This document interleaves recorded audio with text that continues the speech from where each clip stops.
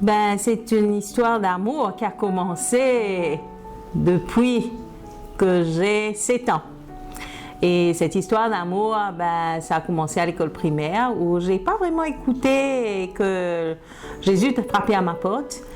Et donc, il y a eu un super cheminement pendant la catéchèse et tout, mais jamais pensé à être baptisée, tout ça, malgré que je chantais à l'église, il y avait tout ça.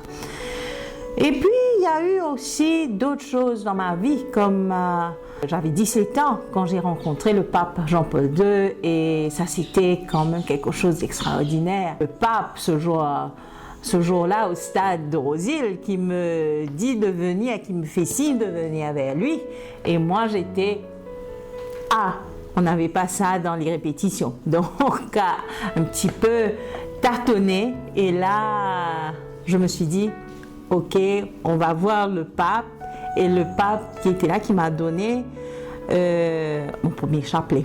J'ai reçu quelque chose d'extraordinaire avec le pape parce qu'il a un charisme, il a quelque chose de tellement spécial, et toujours aujourd'hui, je ressens son amour en moi, je ressens son sourire et son côté warm, comme on dit en anglais, mais vraiment chaleureux qu'il dégage.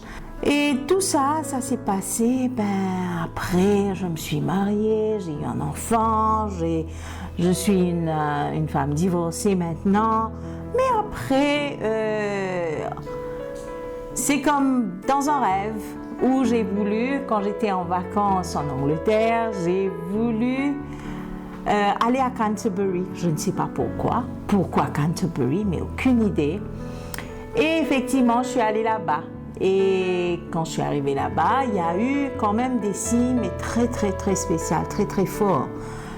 Dans la cathédrale, j'ai eu 2 personnes qui sont venues me voir, donc un prêtre qui m'a invité to come to prayers with him.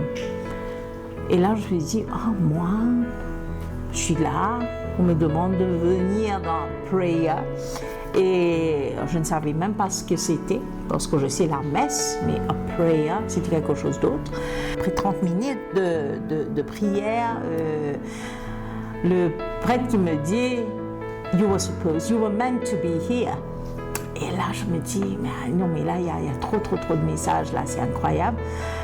Et par la suite, il y a notre prêtre qui vient me voir pour me dire, il y a une messe, et normalement, les messes ne sont pas célébrées les vendredis, donc la cathédrale est ouverte au public, mais pas de messe.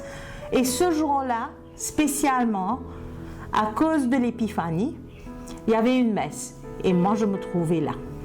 Je sentais que le prêtre me parlait à chaque fois, parce qu'il parlait des voyages, il parlait des journeys, il parlait certaines fois, on doit prendre des décisions.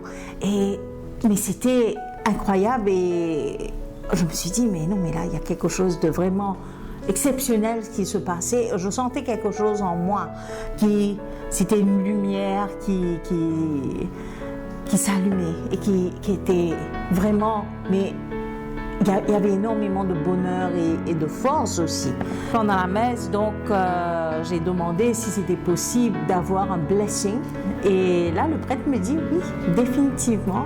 J'étais là, je me suis agenouillée près de lui, et il a mis, aussitôt qu'il a posé ses mains sur ma tête, c'était là où j'ai fondu en larmes. Et je raconte ça et j'ai des frissons toujours. Et j'ai compris ce qui s'était passé. C'était l'effusion de l'Esprit Saint. J'ai tout de suite compris que, ok, maintenant il faut prendre la décision, Anouchka. Maintenant, c'est le jour. C'est aujourd'hui. Et c'était comme ça. La décision d'être baptisée. Et en retournant à Maurice, la première personne avec qui j'ai parlé, c'était mes parents. Et j'ai énormément de chance d'avoir des parents comme David Loga, qui me soutiennent, qui sont là pour moi, qui n'ont pas d'a priori. Et voilà. Donc, le 31 mars, c'était mon grand jour. Et c'est le deuxième plus grand jour de ma vie. Le premier, c'était la naissance de ma fille, Anastasia. Et là, c'était mon rebirth.